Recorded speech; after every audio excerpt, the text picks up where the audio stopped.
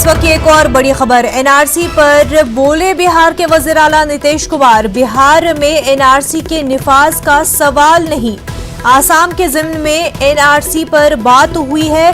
PM Modi NRC के निफाज से इनकार कर चुके हैं। काफी अहम खबर है। आपको बता दें कि एनआरसी मामले को लेकर के बिहार के वज़ीर आला नीतीश कुमार बोले हैं। उन्होंने कहा है कि बिहार में एनआरसी के निफाज का सवाल ही नहीं है, आसाम के ज़िम्न में एनआरसी पर बात हुई है। उन्होंने कहा वज़ीर आज़म नरेंद्र मोदी एनआरसी के निफाज से इनकार कर चुके हैं।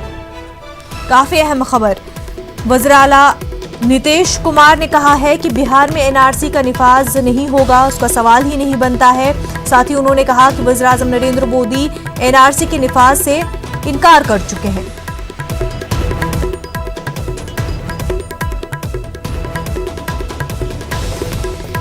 आसाम के ज़िम्न में एनआरसी पर बात हुई है, जिसको लेकर वज़ीर आज़म नरेंद्र मोदी ने कहा है कि एनआरसी के निफाज से उन्होंने साफ इनकार कर लिया है। साथ ही वज़ीर आला नीतीश कुमार ने कहा कि बिहार में एनआरसी का निफाज नहीं होगा।